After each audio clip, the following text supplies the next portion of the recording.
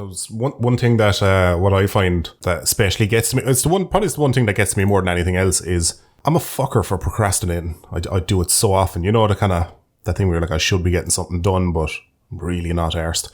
And so like motivation comes in bursts. Speaking of which, I'm not so sure I can do the podcast now, lad. I might have to wait till tomorrow. Why is that? I'm joking. Oh, I thought you were just being genuine there. I was like, what's after happening? And the Oscar goes to... I can't believe I got you. Oh my God. But you delivered that so deadpan. Oh, I'm delighted with that. I can go to bed easy tonight knowing that I got one over on Ducky. That's the best news ever. This better be in the actual final cut, you dick. I'm still messing with my levels here because I'm fucking... Of course. Yeah, this doesn't go in the final cut. What's the opposite to the word sensitive? Manly. Right. My microphone is very... manly, so... It's even rather phallic in shape. Oh, it would be, yeah, but that's just in case you get bored when you're recording. You have something to suck on. Wow. Yeah. So if during the... They think of everything these days, you know? If during the podcast you hear a little bit of a... I expect to hear your gag reflex at some point, yeah. Yeah. That's... Well, I'm happy we got that out of the way at the beginning because, you know, it would have been awkward if it happened later on and we hadn't agreed it previously, so... Probably get this episode out relatively quickly anyway. Yeah. Because there's 2 other people that I need to do a podcast with. There's obviously the missus. She hasn't been on for ages and a lot of people have been asking about her. Oh, that's fantastic. Another lad called Garkin who ran my Discord server for a while until I burnt it to the ground. I just got overrun with fucking arseholes. Can I just confirm, did you say a moment ago that you were tying your shoelaces? I was tying my shoelace, yeah. Is that because you're afraid that you're going to fall over during the podcast or something? Oh, no, I'm going to be jogging this entire podcast. Ducky, podcasting of the future, jogging podcasting. Well, that's the thing about fitness, lad. You know, you kind of fit it in where you can, you know? Wait, I've got it. Jog casting. There you go. Jog casting. That's it. That's mine. I'm copywriting that term. If anybody takes it, I'm going to sue you into the ground. Could you just imagine, just like, hello everyone, welcome back to the Jogcast. Today's guest is... And then if the guest also has to be jogging at the time. So that would rule out an immense number of guests, would it not? That'd be one like underhanded way to stop you having fat guests though, wouldn't it? Is that the goal? Yeah. Is it you don't want any fat guests, is it? Is that... Yeah, it's like if you were like an American and you wanted to do a podcast that had no black people on it, all you'd have to do is like make a podcast where it's like, for this podcast is specialising for people who've never been beaten by police. Oh my God. You know what? I'm actually so happy you went that direction with it. As soon as you mentioned black people, I was like, what is he about to say? There's a lot of directions that you could have gone with that, and yeah, I was like, oh no, what am I doing? What am I doing here? It's having a conversation with this reprobate. Do you think your students will listen to this? There's no doubt a certain percentage that are going to hear it and listen to it because of your... well, let me just... putting it mildly. Well, don't say it yet. I have to get my dick out. Yeah, okay, is it out? Yeah. Great, okay. The enormity of your reach... You know, that's the first time anybody has ever said that to me with my dick out. Firsts are my specialty. Make of that statement what you will. Well, you are a teacher, you know, you have the opportunities. Oh, wow.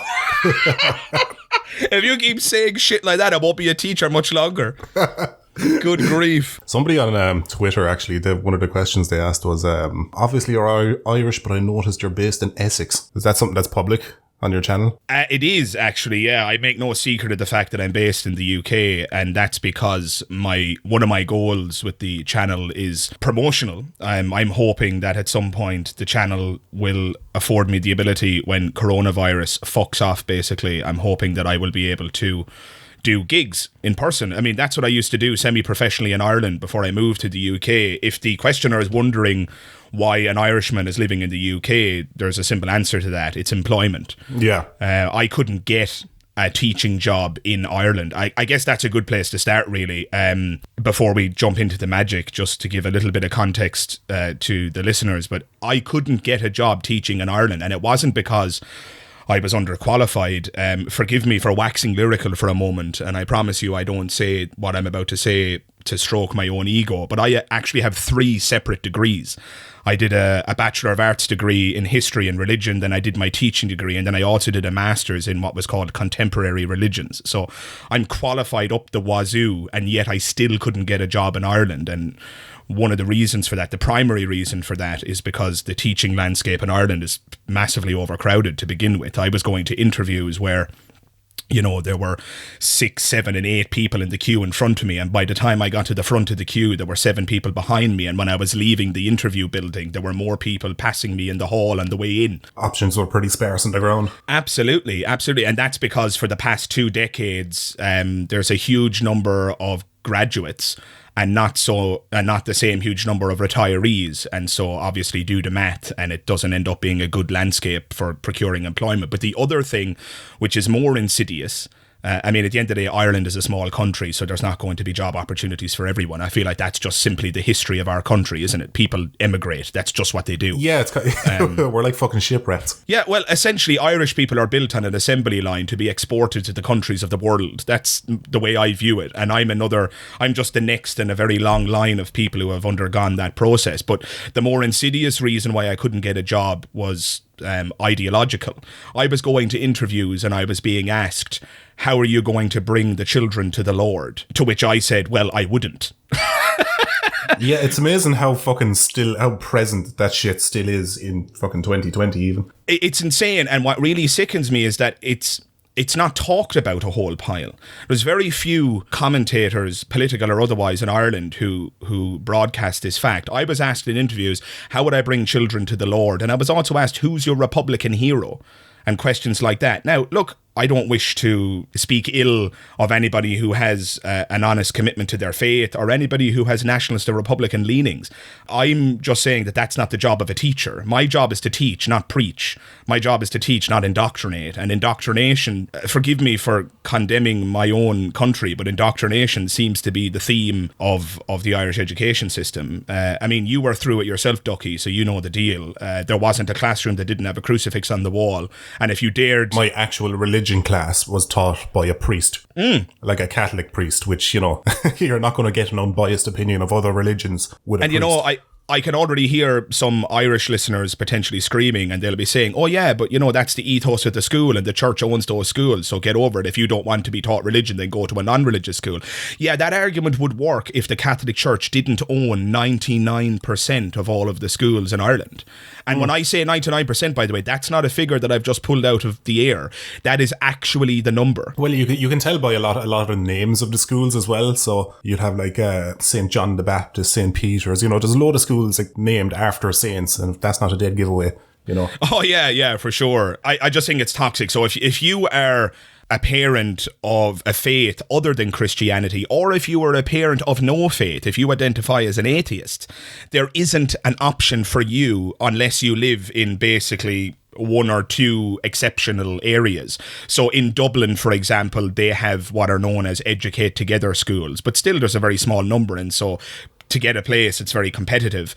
And in those schools, your children will have the fortunate opportunity to actually learn and not be indoctrinated. And that's the reason why I teach in the UK. I must admit, I absolutely love teaching in this country because I get to go into the classroom and I don't enforce an atheistic message. I don't enforce a religious message. I tell the students what the facts are, insofar as that's possible. When I'm not talking about facts, I'm simply telling them what different religious groups believe. And I always reiterate and tell them it's up to you at the end of the day whether you believe any of this stuff or if you think it's all hogwash. And on that note, all opinions are welcome.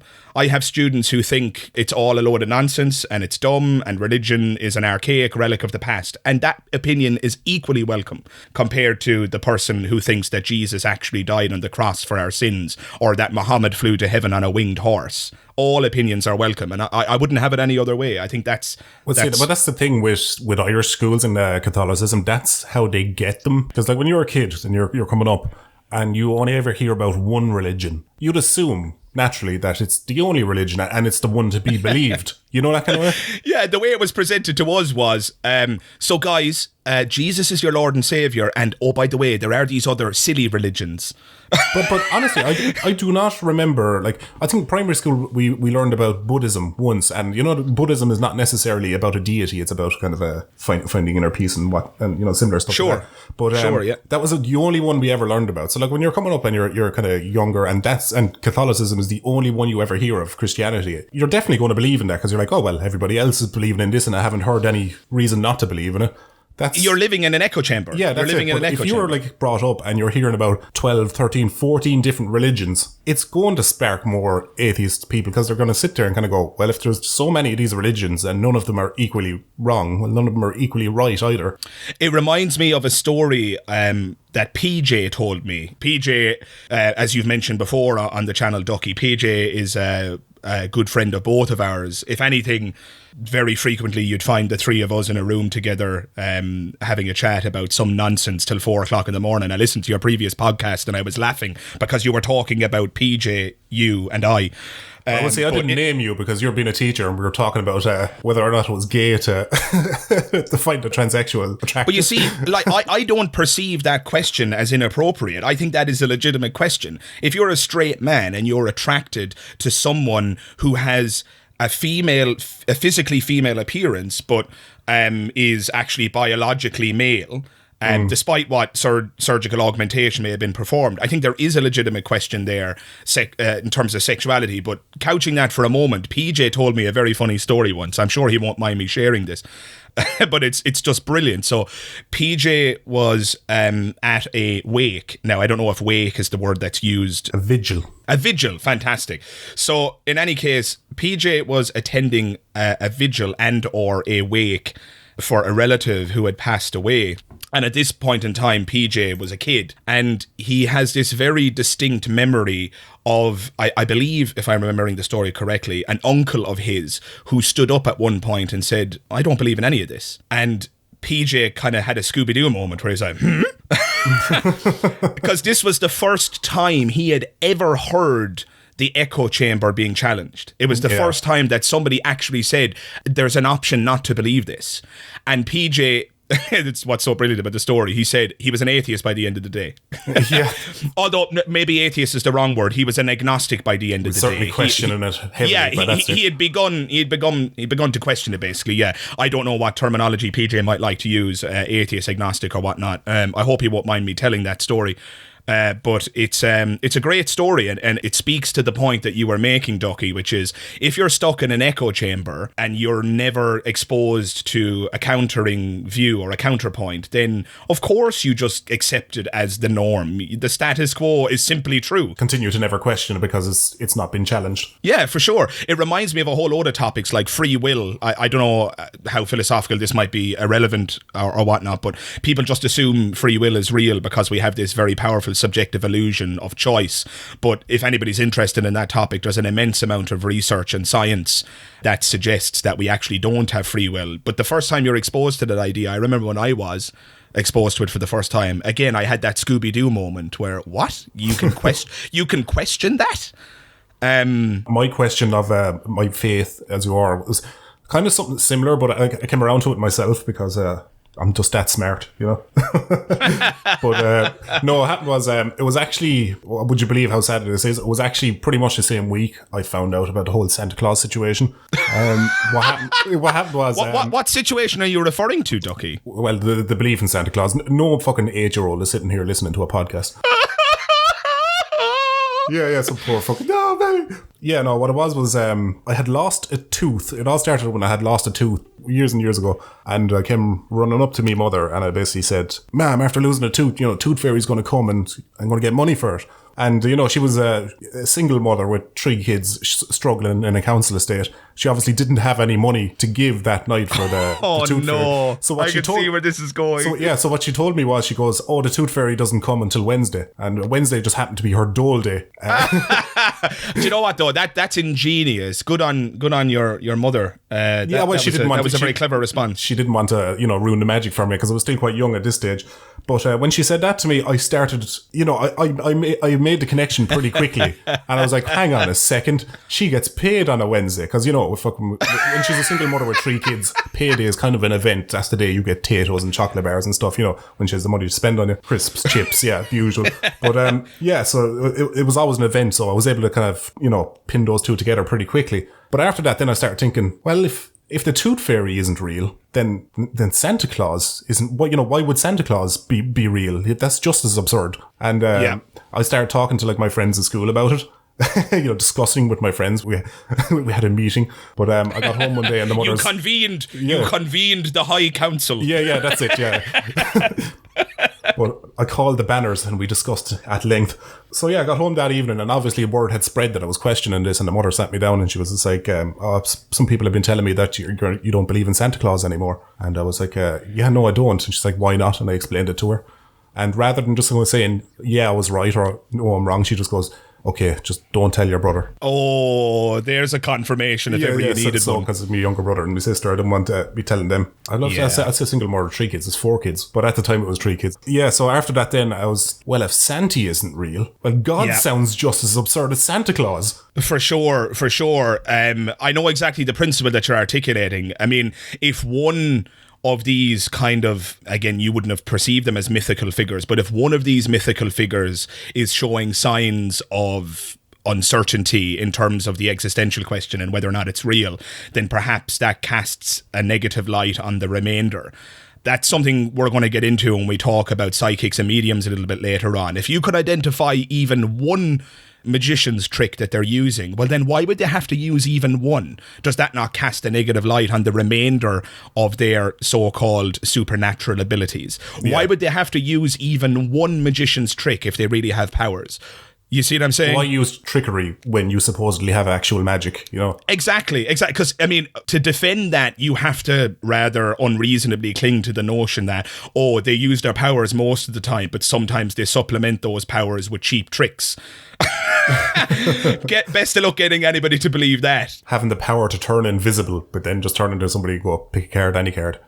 Yeah, exactly, yeah. Or I can contact the dead, but, think of a number, multiply it by 7, divide it by 4. Were you thinking of 9?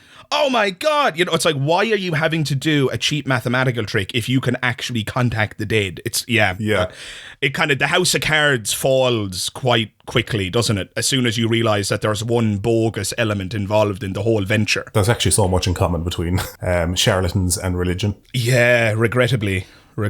Although I must admit there is one important distinction. Charlatans know what they're doing is bullshit. The average religious person genuinely believes what they're doing. And I'm not, there may very well be religious listeners, and if you believe in God, or if you're a follower of the teachings of Buddha, or whatever faith you abide by, my goal in this podcast isn't to dissuade you or to offend you. I guess we're just talking about critical thinking and skepticism. All I would say is that I struggle to believe it. I've had very lengthy conversations with you, Ducky, in the past, and with PJ about whether or not it would actually be a good thing if it was all true. And I don't even think that's intuitively obvious. People assume that if there's a heaven, that's automatically a good thing. But I'm not even so sure that's a good thing. I mean, the idea of an eternal existence, anything that lasts forever, and this is a very Buddhist point of view, really, anything that lasts forever is torture, as far as I can tell. Yeah, there's definitely truth to that. Living forever, it's like that'd be great for a few hundred years, but you'd get pretty sick of that too.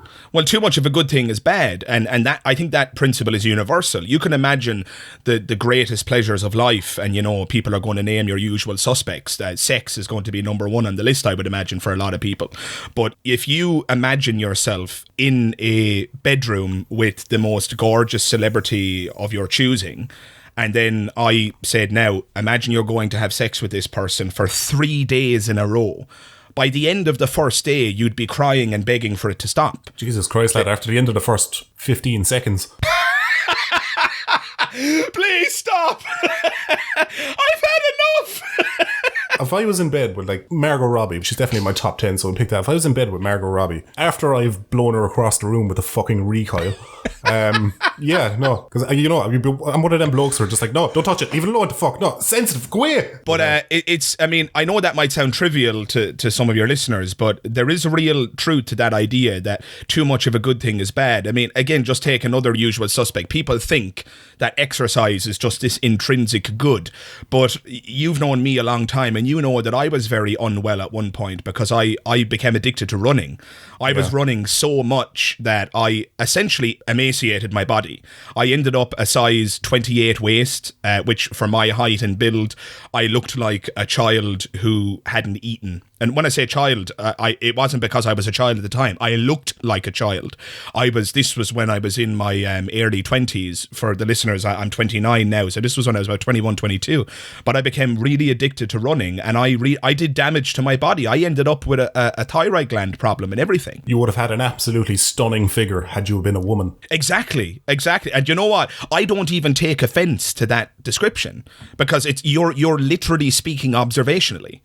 That is how I appeared. It was absolutely disgraceful, and no one could tell me I was wrong. I'm not a psychological professional or anything, but I suspect that I was at the beginning phase of a form of anorexia. Yeah, and that was brought on by like massive overcorrection. Was it the fact you were carrying a bit of weight and you were Exactly right. So I overcorrected. So when I was in my teenage years, I was chubby. I would never have said I was obese, but I was definitely chubby. And then, as happens to a lot of people, a relationship that I was in at that point in time, a relationship I was in for 4.5 years, from the age of 15 to the age of 19, ended. And then I realized, hang on a minute, I'm a chubby mess, and if I'm going to procure another woman, I have to sort myself out. Yeah, we can make yourself desirable. Exactly. And so, yeah, I very radically overcorrected and became very unhealthy as a consequence. I'm happy to report now that I'm healthier than I've ever been, and now instead of running, I lift heavy things. lift the heavy thing. I'll tell you what, Marvel will be knocking on your door any day now, lad. Oh, yeah. Thor has been recast. Yeah. What are your qualifications? I can lift a heavy thing. You're hired. It's quite funny though when you think about that. You know, the way that there's a lot of movements about how women look on movies and TVs and stuff, how they always got this, like, you know, real slim, perfect figure, and sure, how it's putting pressure on a lot of women, like, to strive for that, even though really that kind of figure is not realistic and you can't sustain that kind of figure for very long. And it's putting a lot of pressure on women. But you rarely hear the other side of it, where, like, you know, when you see the likes of, like, fucking Chris Evans, you know, Chris Pratt, Chris Hemsworth, all the fucking Chris's, Jason Momoa, all this fucking ripped, sculpted, giant men, putting that in front of blokes like you or me. And, you know, that's something we have to deal with ourselves as well. Yeah, I think it's a good point, and my suspicion is that we as a society are still obsessed with women and what they do with their bodies, and I think that's a vestige of our religious and social past. That's something that the monotheisms seem to have in common, be it Christianity, Islam, Judaism. There's this deep-seated concern about what women can and cannot do with their bodies. And I think that thinking has persisted into the present. People are still overly concerned with women, and they shouldn't be. To be honest, I think a woman should just wear what she wants, look how she likes. That's fine. But I must say, I do have sympathy for men and women, which is what you're driving at, really. It is difficult for men to look at that image. I mean, every Calvin Klein advertisement has a shredded six-pack model. Every, aftershave advertisement, same deal. There are unrealistic expectations that are presented to us in the media all day long. And social media hasn't helped either, because people now do this to their own photos. The emergence of things like Photoshop and filters, and people augment their appearance all of the time. This is something that the show Black Mirror delves into. I don't know if you're a fan of Black Mirror. I think it's absolutely phenomenal. But I love it, but it's so heavy I can only watch 1 or 2 episodes and then leave it alone for a couple of months. You wouldn't want to be in a bad frame of mind watching Black Mirror, because you might be reaching for a rope by the end of it. You're really about 3 or 4 episodes in and you're like, I'm absolutely fucking miserable. Oh yeah, you do not watch Black Black Mirror for entertainment. No. Oh, I assure you, it's a miserable experience. It really is, but it's a fantastic one as well. It is. It's an amazingly well-made piece of art, shall we say. But yeah, it delves into those really dark themes. But yeah, people augment their appearance all the time.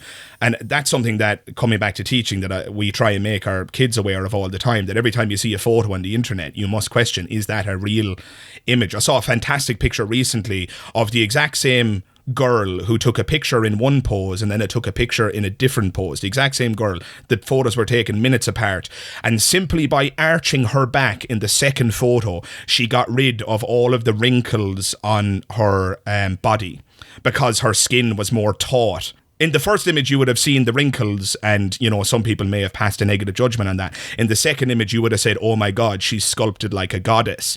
And it's just amazing to me what you can do and how you can represent yourself in a photograph with just one simple trick, and then filters after that and all bets are off, you know. Just on the topic of women arching their back there as well. That just you're like, oh no, I've set him off. Where's he going with this? But no, the thing with that is, like, one of the things that has become desirable, like with Instagram models and the like nowadays, is like, you know, obviously the big arse. Having a big arse nowadays, a big caboose, that is desirable for, you know, the general consensus is that's what's desirable.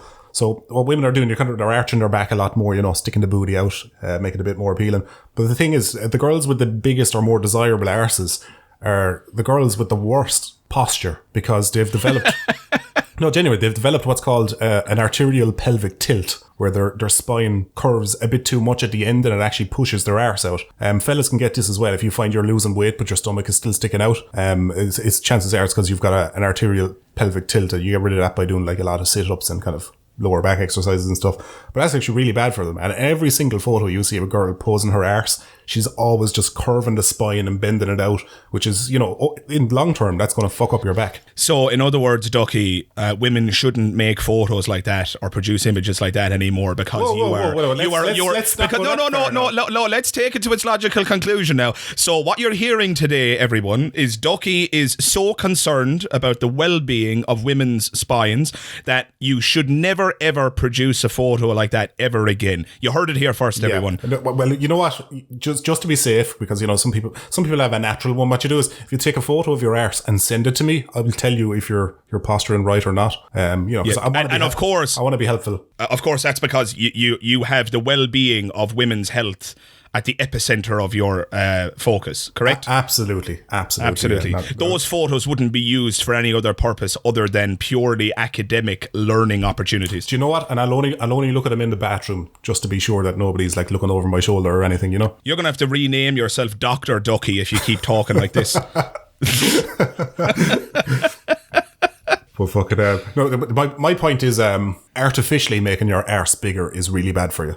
Yeah, sure. I mean, I think artificial in general can be a problem when it comes to social media. I mean, again, people are creating images of themselves that are just completely unrealistic, and it's such an own goal. I really don't get it. So, I mean, who does anyone, and I'm speaking to men and women right now, and anything in between, who do they think they're fooling? You know, if you create this mythical representation of yourself on social media where you look again like a Greek god sculpted, and then somebody meets you in real life, do you think, like, are they not concerned about I was just the reaction? I was just about to say that. I remember there years and years ago I met this girl off of Tinder or some dating app way back, and in her photos she looked top notch, lovely, beautiful looking girl, and we were like over and back for a couple of weeks, and then we met up, and my first thought when we met up, I went, whoa, she looks fuck all like that picture. Wow, that's very disappointing. Yeah, for sure. I mean, again, this is it. It's like, who do they think they're fooling? And again, when I say they, I'm not referring specifically to women. I mean,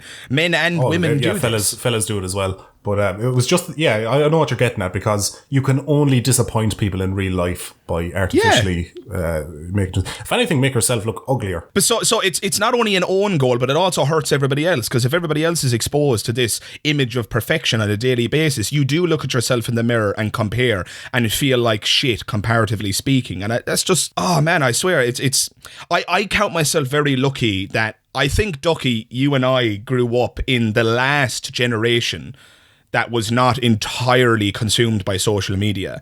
You and I are roughly the same age, and when we were growing up, social media, I mean, I'd love to get your response to this, but social media for us didn't become pervasive until I was about 14, 15 before it really became the norm.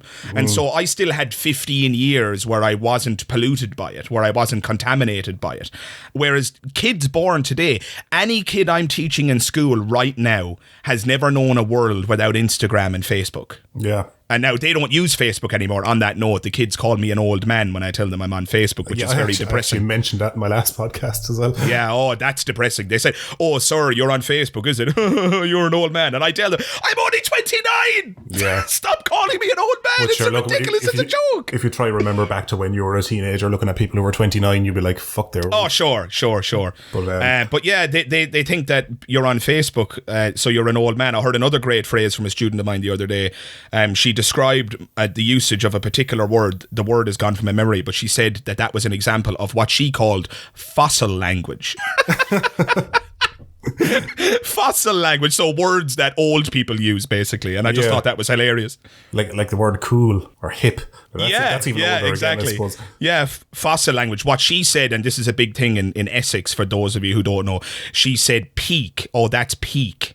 Oh, is that like another word like pog? Peak means something is bad, my understanding. Hey, if ever you needed evidence that we are old men, this conversation is it. Look at us trying to figure out what the young children think. But I'm an internet personality, right? So I come across a lot of these like new words quite often in my comment section and everything else, or when I'm talking to people. I hear a new one every week, and I used to try keep up with it, but then like I was just like, you know what? No. So every time somebody says something, it's like, oh man, that's pog. I'm just like, what the fuck is pog? Is that good, bad, indifferent? What?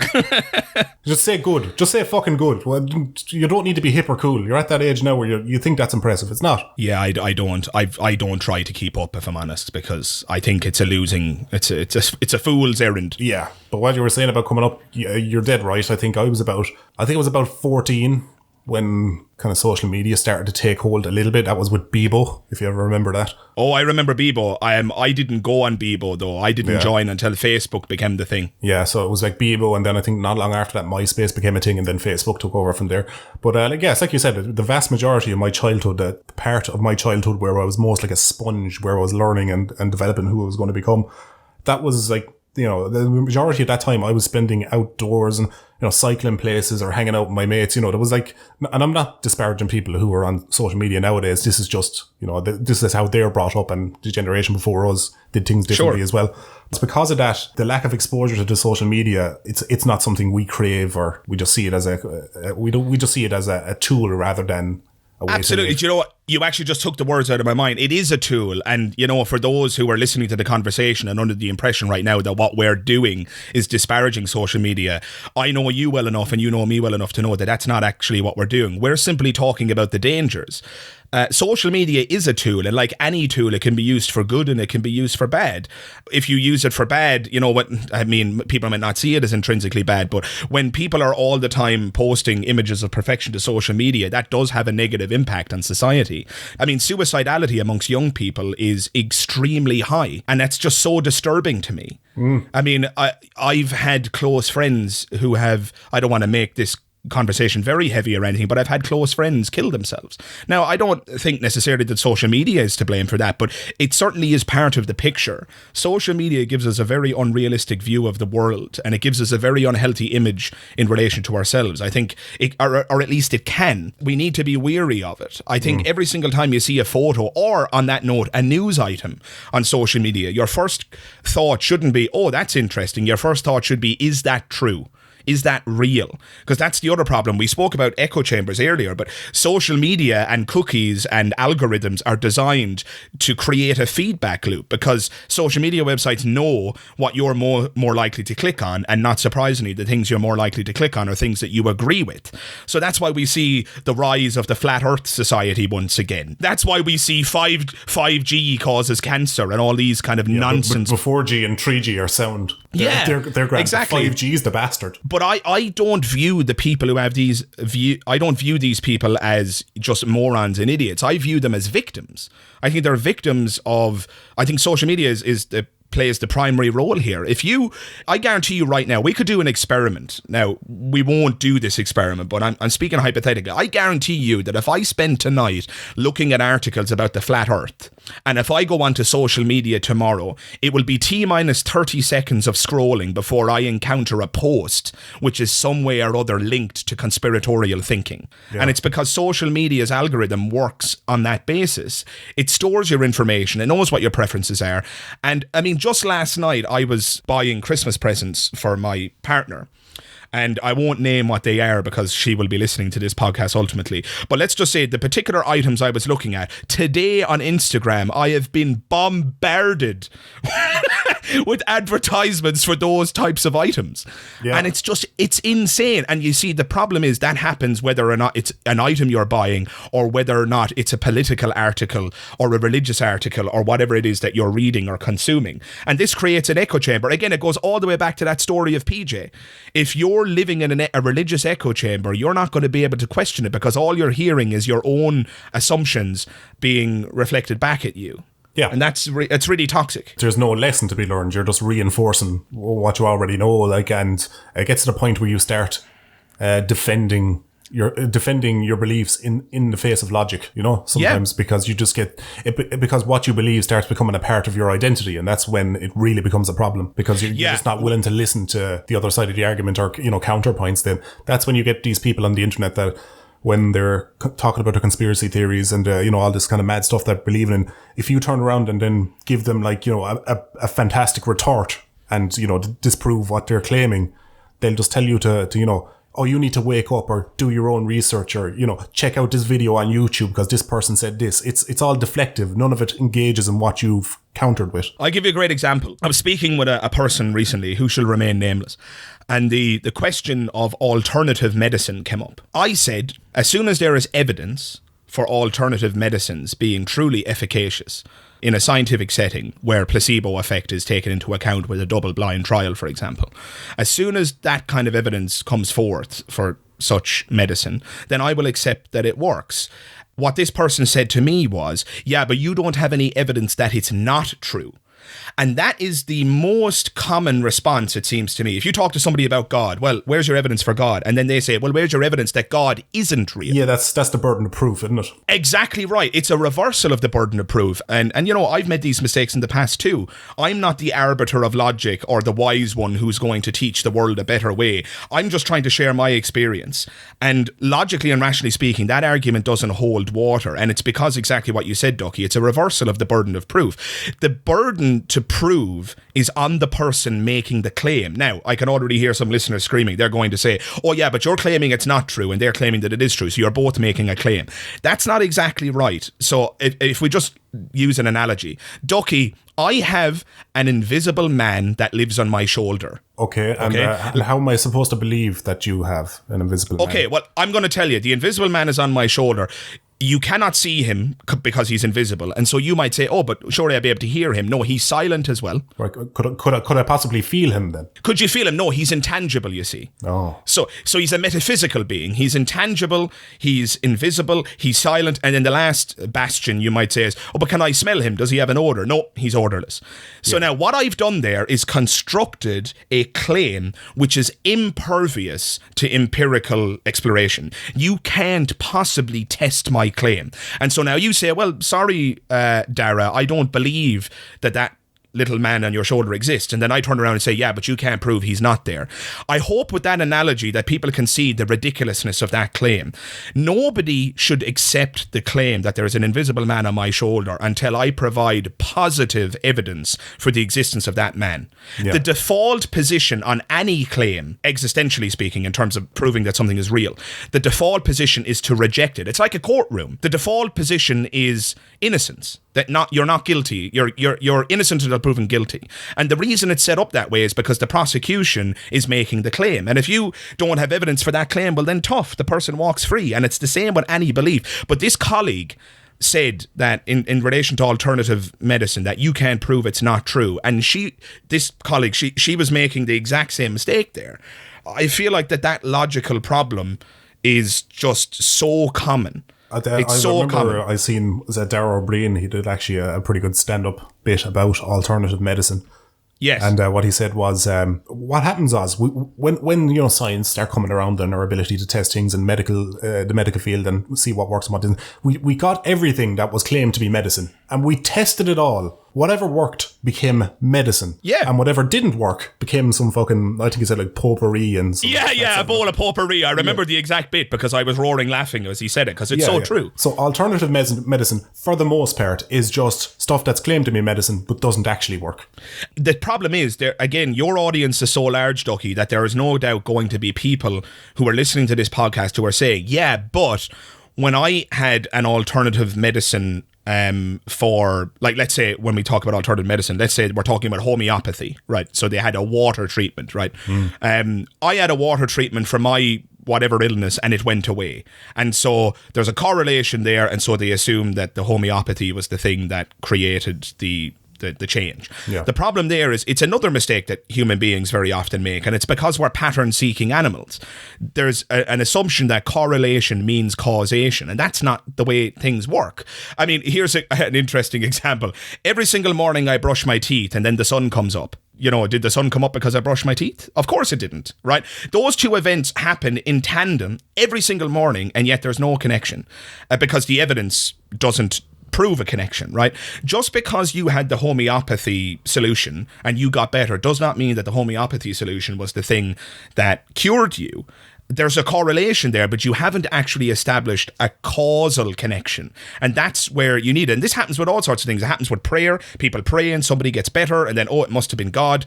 And this kind of logical flaw that human beings make, it's part of our nature. If you hear a rustling... Sorry, go ahead, Ducky. I was just going to say, a lot of that then as well is confirmation bias, where they already want to believe or they already believe in it. Exactly, yeah. If you're coming from that echo chamber where that religious belief or whatever that homeopathic belief is already embedded in your psychology, then the correlation is enough for you to establish that causation has occurred. But in reality, it isn't.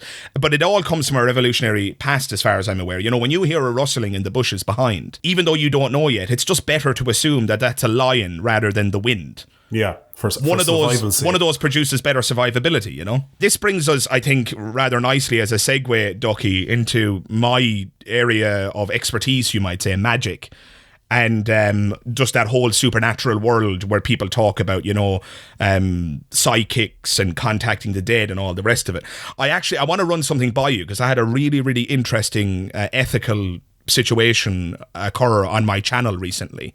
I had a commenter who claimed that they now believe in mind reading because they've watched my videos. Oh no. Yeah, I know. Oh, that's the opposite of what you want to happen. Exactly right. And it really caused a moment of reflection for me, and I've been perplexed and kind of dumbfounded by it ever since. But I said to this commenter, I responded, I said, well, just to be clear, I don't believe in mind reading. I am a magician. I use, psychology, misdirection, showmanship. Trickery. In order to... trickery, that's the umbrella term really, isn't it? Deception. I use deception in order to hoodwink people.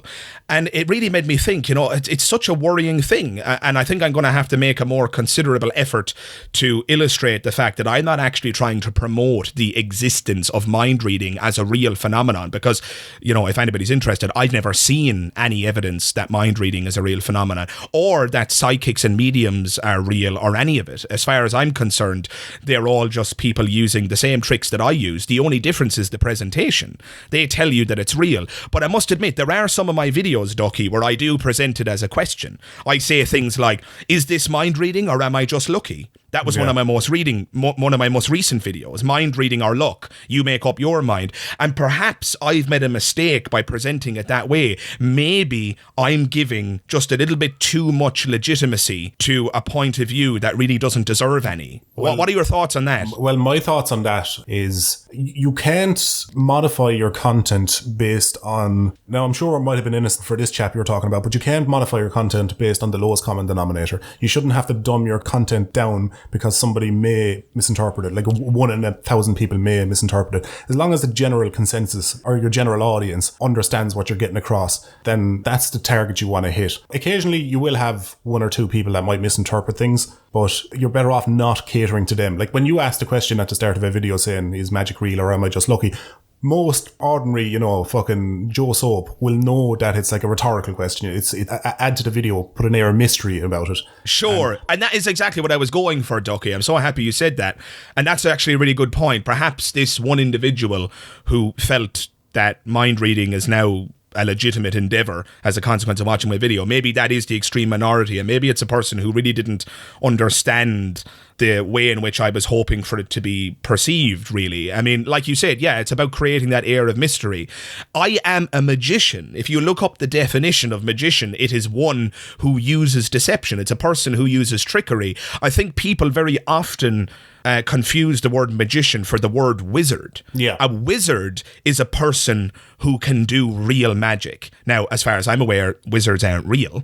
I've never seen evidence of real wizardry. All I've ever seen are people using magicians' tricks. And again, the difference is the presentation. So, for example, if a psychic or a medium brings you into a dark room and they stare into their crystal ball and they tell you that they're going to contact the dead, and then they tell you a piece of information about your dead loved one that they couldn't possibly know, because of that presentation, you may very well assume that they really spoke with your dead loved one. But just as a consciousness raiser, I'm going to encourage your listeners to go and watch, forgive the shameless plug, but I think it's very important to make this point.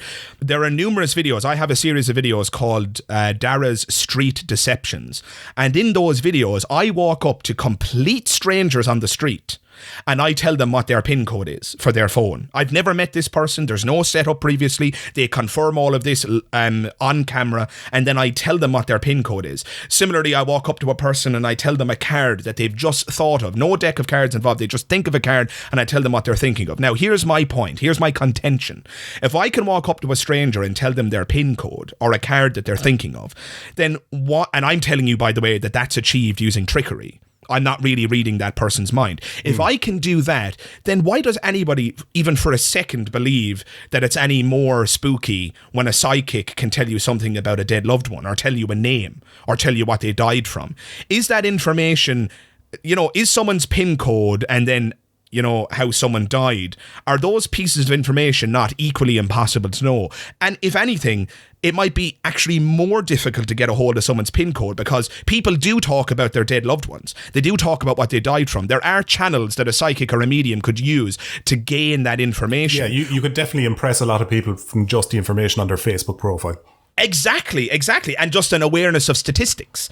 Whereas nobody tells anyone their PIN code. If anything, getting someone's PIN code is the vastly more improbable example of mind reading or supernatural ability. And yet I'm telling you, as a magician with 25 years experience, I started when I was 5 years of age, by the way, 25 years experience, that it's bullshit. I don't really do it. There are tricks that are involved that, to the lay person watching that video, hence the comment from that person that we spoke about, it may appear like a very real, spooky, supernatural moment, but let me assure you, it's not.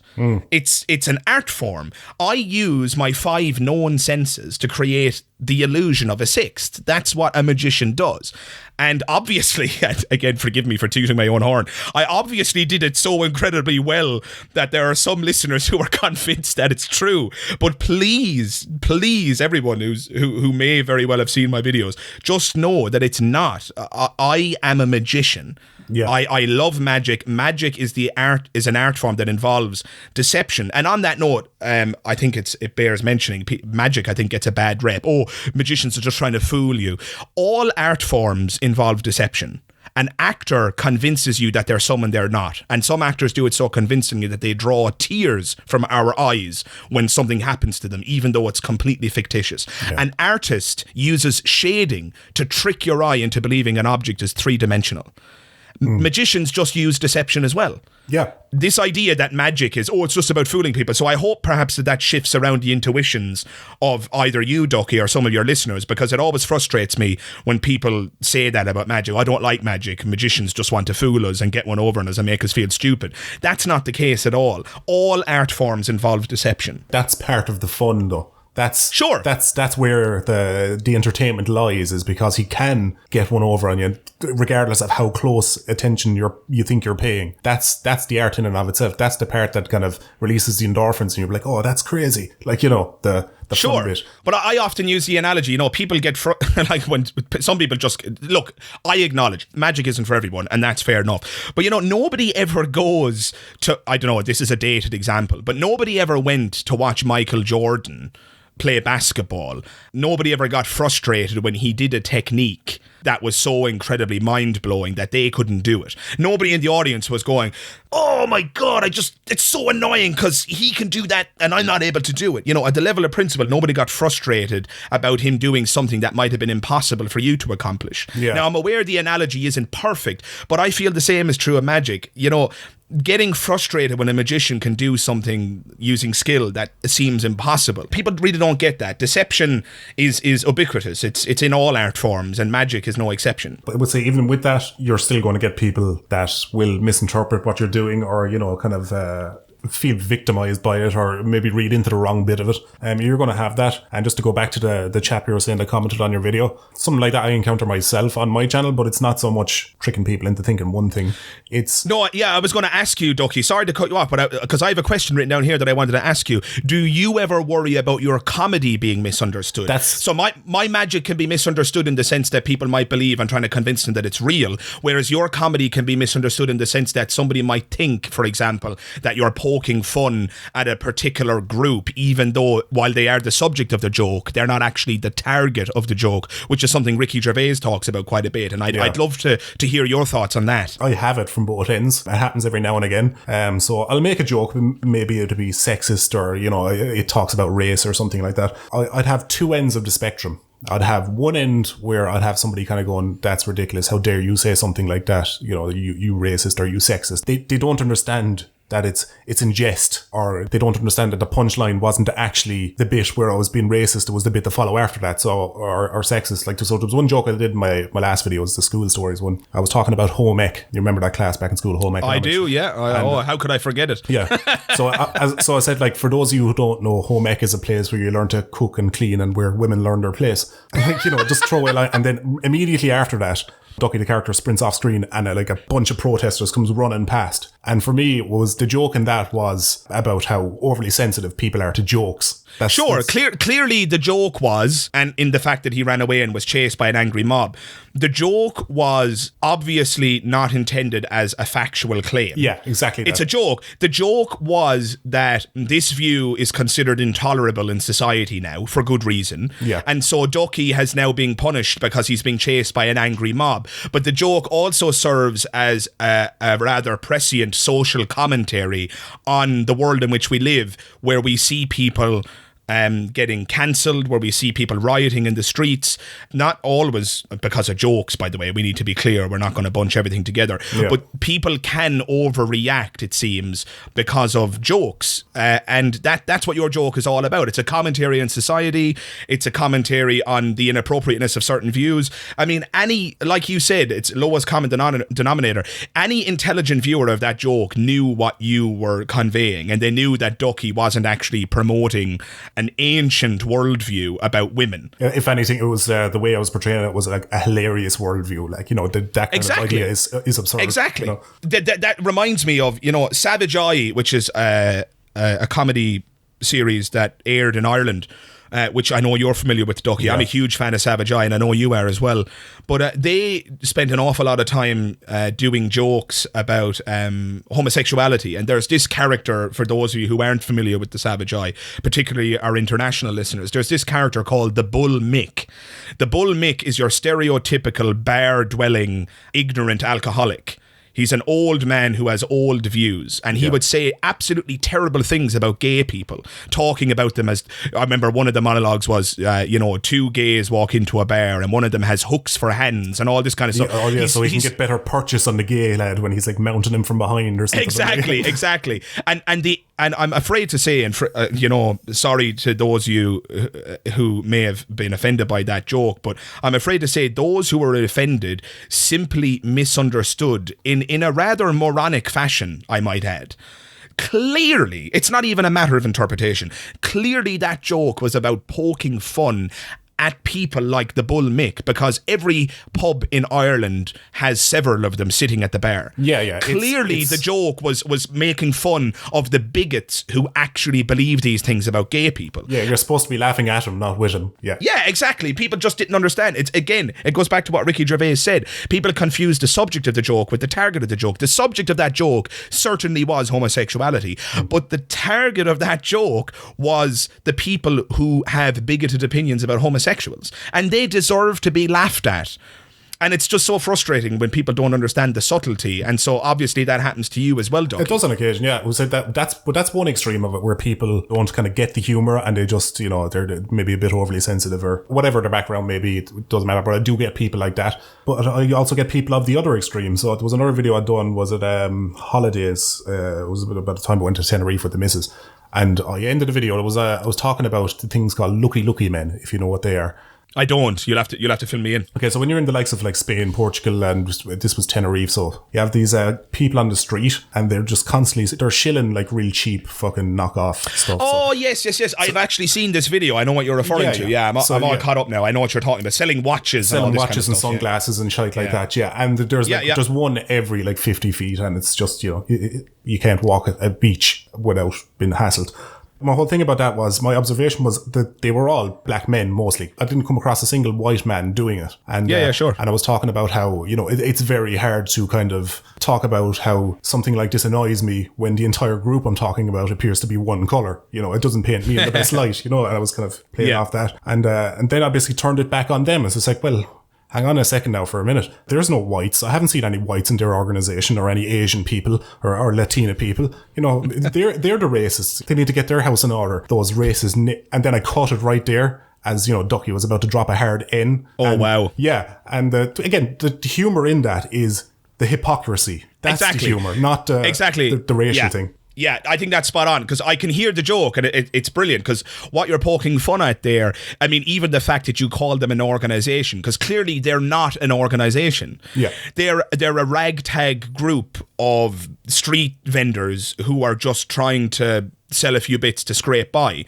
And so to criticise them almost at a corporate level is actually hilarious. Yeah. To assume that there's a PR, line that you could call, Street Vendors International. Yeah. Lucky Inc. Yeah, exactly. And so that's actually, see, again, that's if you don't mind me saying so, and again, I don't mean to give you a big head here, but that's a rather sophisticated joke, and there's a subtlety to it that pokes fun at the morons who would believe that these people are actually, organised to any extent. Yeah. And again, you're poking fun at the people who would believe racist things about this group. Yeah. And the fact that, like, not 5 seconds, 10 seconds before, I was preaching about, like, diversity, and then I'd suddenly drop a hard end, like that level of hypocrisy. Exactly. And obviously there's a level of shock in that which garners the joke, but even though the joke would maybe sound racist to an untrained ear, the butt of the joke is not racism, it's hypocrisy and, a delusion of somebody making excuses for being racist, essentially. Absolutely. And it's people who fail to see the subtlety. But that's the other side of it, though. As I was saying, just some people who get like really offended by certain jokes I may do. The other side of it is some people think that I am in fact racist and side with me. As in, like, racism, go racism, it's great. Oh, dear. And I had a Discord server before. It's gone now, as I said, I burnt it to the ground. But that's when I got where I've interacted with a lot of these people when they were talking about the videos. And it turns out they were just arsehole racists that think I had like an agenda behind me and that I hate black people and stuff. And Ducky. And then having to explain to them, it's just like, no, lads, you completely missed the fucking point, and I think you're a bit scummy for being racist. That's the fact that you think I'm one of you guys disgusts me to my core. So, in other words, the moronic, idiotic racists of the world who are clearly lacking in intelligence, they were so stupid that they misunderstood the joke and actually believed you to be an ally to their racist cause. Because I was about to drop an N-word, they're like, oh, he's one of us. Like, that got completely misinterpreted. So yeah, there's extremes on both sides where you get people who will go one way to the extreme or the other way to the extreme. But the thing with that is, even when that's happening, you can't compromise your content, because that may be 1% one side and 1% the other side. But the 98% that's left love the videos. And I shouldn't have to change my content. And I wouldn't feel good changing my content content to incorporate. It would water it down. If I had to explain a joke or, you know, add caveats to everything I say in a video, it'd be 2 hours long and it wouldn't be one bit humorous, you know? But the best thing you can do as a creator is assume the viewer possesses common sense. Don't try to make concessions for anybody outside that. This is something that the philosopher and neuroscientist Sam Harris talks about. Sam Harris is a very vocal critic. And again, I don't want to get into too kind of heavy political territory, but just as an example to kind of illustrate the point, he is a very vocal critic of Islam, extremist Islamic behavior and so on, and terrorism, things like that, right? Now, when Sam Harris talks about Islam, he doesn't talk about Muslims, he talks about the teachings themselves. And, you know, like any ancient religion, there are teachings that are not very palatable for today's world. And so when he criticizes those beliefs, unfortunately, there are actual anti-Muslim bigots in the world. There are people who just don't like Muslims, right? Yeah, it's very easy to paint everyone with the same brush, like, you know. Exactly, and they hear Sam Harris's rather academic and I would say, you know, stringently objective and neutral critique of Islam. He's doing the work of an academic. He's doing the work of a researcher. The racists and the bigots of the world, he's had it happen to him where people have latched onto that rhetoric and they're using his talking points to say racist and bigoted things. I shouldn't say racist because Islam is not a race, it's a religion. If you can convert in or out of it, it's not a race, just to be clear. But people who would say bigoted things about Muslims, anti-Muslim bigots, are using some of Sam Harris's talking points. And Sam Harris, for the same reason, was absolutely shocked and appalled to learn that that's what was happening. And you've seen the same thing happen on your channel. So yeah, I guess Sam Harris and you can't change your message just because there's morons who would misunderstand the actual message. Yeah, that's exactly it. And it's like, you know, it's a game that wouldn't end. It doesn't matter how much you explain yourself. People will always misinterpret you some way or another. You know, obviously there's morons, but then there's just people with completely different worldviews, or maybe they have a different culture and they don't understand the level of like sarcasm or how jokes were delivered and stuff like that. You can't mold your content around them. Make content you would make for yourself, and you know you'll find the vast majority of your audience will be good, fucking upstanding, respectable people. Like, you know, that's what I'm trying to do. Like, I mean, look, let's just acknowledge the elephant in the room. My channel is tiny, right? As we said at the time of recording, I don't know if we were recording when I said that, but at the time of recording, I have 250 odd subscribers, something like that, 253 subscribers, something like that. Whereas I'm now speaking with Ducky, the Great, who has 230,000 subscribers? 230? Oh, sorry, 130, is it? Sorry, my mistake. The point I was going to make was, in terms of making stuff that you would actually enjoy, this is going to sound arrogant, I'm sure, but I watch my videos before they go out and I think, Jesus, that's a brilliant video. I love this video. I would watch this video and just with a big smile on my face if another creator had made it. And so I'm doing exactly what you're saying. I'm trying to create videos that make me happy, and then obviously you have to just hope that the audience feels the same as you. And unfortunately, that's just my channel hasn't taken root yet. I mean, 250 odd subscribers, obviously. I don't get me wrong, I'm incredibly proud of being at 250 subscribers. I'm sure there's an immense amount of your listeners who have tried their hand at YouTube in the past, and most people never get to 100. They give up. Just from my experience, the first 100 is difficult, but the first 1,000 is a fucking slog. Like, because I'm right there. You don't like YouTube will their algorithm favors views and watch time and stuff like that. And when you're when you have that young of a channel, and you know your videos tend to be on the shorter side or whatnot, you don't have a lot going for you. YouTube doesn't promote you as a sense. So yeah, now the first 1,000 is the steepest part of the incline in terms of effort or getting exposed. I feel like I'm in the trenches right now. I mean, we're just gone past essentially the year anniversary of me uploading consistently. Yeah. Now my YouTube channel is actually over a decade old, but that's because, like many people, I started a YouTube channel a decade ago and then just uploaded 2 or 3 videos and then life got busy and I left it. So rather than start a new YouTube channel, just a little over a year ago, I started uploading consistently. Now, I started uploading first to Instagram, and then it was a few months later that I started uploading consistently to YouTube. But yeah, generally speaking, it's been a year. And what I've done each and every week, with the exception of a few weeks when I was burned out, but each and every week I've uploaded one video with your, I must admit, and you know, to all your listeners, guys, again, I'm going to wax lyrical now about you again, Ducky. Ducky is an absolute legend. My channel, with the subscribers it has right now, I wouldn't even be there right now if it wasn't for Ducky. When I first started, I remember calling up to Ducky's house one day and he said, right, let's take a look at your channel. And at this point I had maybe, I don't know, like 90 subscribers. Now, again, drop in the ocean, and I'm at 250 now. That might not seem like a big difference, but that was actually a year's worth of work to get that number. In any case, I call up to Ducky's house and he had a look at my channel, and I was making every mistake in the book. I think, if I'm not mistaken, and at risk of sounding like an absolute moron to your audience, I didn't even have tags in the videos. Yeah, you had a couple, I think it was, but they were like very weak. They were hashtags or something. Yeah. So I didn't have tags. My thumbnails were, to say they were dreadful would be a compliment. They were awful. So crappy thumbnails. I didn't have tags. My descriptions were pretty poor. I just wasn't doing it right. I just wasn't. And Ducky sat me down and basically brought me to YouTube University. I sat there, frankly, in awe for about an hour or two while Ducky essentially re-educated me. I felt like I had been black bagged in the middle of the night in North Korea, and I was being reprogrammed.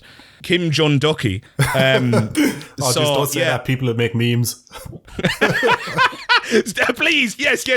Kim Jong Ducky, make that meme right now. It has to be done. Oh God! Superimpose Ducky's face onto Kim Jong Un. Please do it. Somebody out there, please do that. I'd love to think that I was responsible for the creation of a new meme. But in any case, Ducky essentially re-educated me, and if you recall, Ducky, I went away that night kind of shaken, but also extremely enthusiastic. Shaken because I realised the amount of work that laid ahead. Yeah. But excited because I knew now that I had a path. And if you recall, Ducky, I actioned all of your advice within 24 hours. Oh, absolutely. Yeah, you got straight on it. But like that's the thing though, when you find out, like, because I've been through the ringer when it comes to, like, you know, figuring stuff out on YouTube. I sat there for hours Googling different things on how to kind of get more exposure and stuff like that for my channel. When you find out that it's something that you've been doing wrong yourself is why you haven't been gaining as many views or subscribers as you should have been. When you find out it's something that you can actively change and it's not just luck of the draw, yeah, you absolutely will get giddy. You'll be like, yeah, fucking, I can actually actively do something that will impact this. Yeah, and you know, again, I can't thank you enough, really, because you went through the ringer. You built your channel from 0 to 130,000 subscribers, and you did it through just grit. You did it by using your own stick-to-itiveness, and that's just amazing. And you know, you didn't have, as far as I'm aware, and perhaps you can enlighten me if I'm mistaken, but to the best of my knowledge, you didn't have your own Ducky with 130,000 subscribers above you giving you all that advice and helping you, which is why I'm so incredibly grateful. I didn't know enough.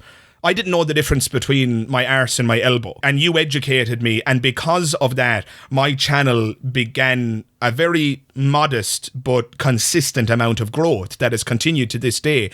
And now that you've begun promoting this podcast and you've put a post out, and now that I'm appearing on the podcast, that's going to create more growth for me. And look, I have to say, I want it to be public record that I'm indebted to you. I can't thank you enough. I hope that one day, when my channel is big and strong, that I can return the favour somehow. I don't know how that's ever going to happen, but you can't cash this anywhere. But thank you very much. It means the world to me, you know. Oh, lad. Lad, it's not Gay Tuesday, so you know that those comments would have led elsewhere were it Gay Tuesday, but it's not today. Could you imagine the Gay Tuesday we're going to have with this level of appreciation going around? It'd be the kind of sex my missus comes after me for, you know, because you're never romantic. You never just hold me and love me. I'm going to appreciate you over and over and over. It's going to, you know, hand to the back of the head and slowly lower you to the bed. Oh, Jesus Christ. Please stop. Oh, lad. Well, anyway, you're very welcome. I'm only happy to help out one of the boys. We're, you know, when I can, where I can. Yeah, I mean, we go way back. Something I've been doing for fucking years. Yeah, we do go way back. We go way back. I mean, we go back. I mean, you and PJ were certainly friends longer than I was on the scene. I think we kind of formed our friendship through PJ. Yeah, we were definitely acquainted before that, though, through school and stuff. Yeah, we knew each other kind of by extension, but I wouldn't have described us as mates. Yeah. But then when you were living with the boys and I started calling around, we really bonded because we started doing projects together. We started making projects. We did some short films and things like that, and we really all kind of essentially cut our teeth in a kind of creative furnace, and our friendship has kind of flourished ever since. Yeah, absolutely. And it's rather fitting that we're sitting here today. Obviously, I have to acknowledge the enormous difference between our channels, but it is rather fitting, and I must say I'm adoring the fact that we're sitting here today having this conversation as two creators years later, just still going down that kind of creator's road and just trying to entertain people. I mean, you're trying to make them laugh. I'm trying to confuse them, perhaps, but the end goal is the same, isn't it? We want to make people's lives just a little bit easier. I mean, that's why my first series, which is now on video 25, Dara's Magic Moments, the opening of those videos, I always say, welcome to Dara's Magic Moments, the series that brings a little bit of magic to your day, if only for a moment. And that's my goal. If somebody watches one of my videos in the day and spends 10 minutes and they get a little bit of a positive jolt out of it, just a little bit of perspective or a moment of enjoyment, then, you know, I consider my job well done. Yeah, what I will say to the audience, if you're not subscribed or you haven't seen Dara's channel, definitely go check it out. As always, anybody I'm talking to, the links is in the description. I'll put his little link up in the end screen as well. Definitely check him out. We'll see what we can do. We'll see if we can get him to at least 1,000 subscribers. I think that's a nice little hump to get over. Oh my God, that would be absolutely insane. And it's not out of the realm of possibility. We get quite a lot of viewers here, and they're very good for engaging and talking and helping people out. I want to give your listeners a compliment, by the way, because when you posted the advertisement for this podcast, so your followers are obviously very loyal to you, which is wonderful, but within minutes there were followers of yours appearing in my comment section saying that they were sent by Ducky, and some of them had some very, very nice compliments for me, and so they're a lovely bunch. Yeah, oh man, I have the best audience in the world for you really do. Like, you really YouTube. do. Like, I really don't appreciate them enough, but even just day to day when I upload a video, the like to dislike ratio on my videos, it's completely unheard of compared to most other creators' videos. It's so positive and people engage and everything. They're just a good crowd of people that, you know, have they are just tend to like what I do, and man, I appreciate the fuck out of that. I love that I have an audience so good, just so genuine. I think that's it's incredible. It's incredible. Genuine is the word, because at the end of the day, I'm a stranger to your audience. They don't know who I am. They don't give a shit who I am. You know, I'm a nobody, and I've got a nobody YouTube channel. It's tiny. It's a full stop. You know, it's essentially non-existent with the number of subscribers currently, but within minutes of you advertising this podcast, they were appearing in the comment section and they were subscribing and saying wonderful things, complimenting me in ways that really it was just so flattering and wonderful to see. And so again, at risk of being repetitive, I really want to extend a thank you to your audience, because I really felt like I'd been welcomed into the Ducky community more or less instantly. They just wrapped their metaphorical feathers, shall we say, around me. And I must say, I feel very welcome, and it's wonderful to be on the podcast. And, you know, I hope your listeners have enjoyed this conversation. I mean, that's the end goal. Yeah, here's the thing though, because we didn't get around to any real magic, and but we still talked about a lot of quite interesting stuff. We certainly did. What I think I'm going to do is I'm going to break this up into 2 separate episodes, and I'm going to use this as the second upload.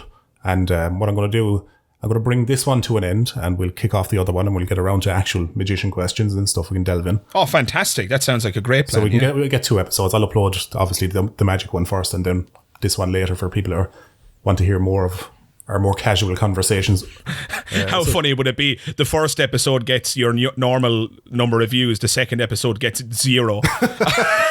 We're not listening to that asshole magician. He just wants to convince us. Everything he said is lies. He just wants us to believe that he's actually God. Yeah, just everyone comments under this and says, so mind reading is real. Right, so what I'll do is I'm going to close out this episode right here. This will be the second upload. So, thanks everybody for tuning in, having a listen to our bonkers conversation. If you enjoyed it, consider going over to Dara's channel, checking him out, give him a like, even subscribe him. Let's get him to 1,000 subscribers. At least give him a real shot at the YouTube game. And to those of you guys who have already done that, to those of you who have already come over and subscribed and commented and said such wonderful things, from the bottom of my heart, honestly, thank you very much. And thanks to you, Ducky, for having me on. I think it was a thoroughly enjoyable conversation. I just hope that your listeners can get something out of it. Yeah. Listen, if they enjoyed the first podcast with you on it, they're definitely going to enjoy this one. So thanks everybody for watching. Thanks for coming on, Dara. Thank you for having me. And we will catch you, lads and ladies, in the next one.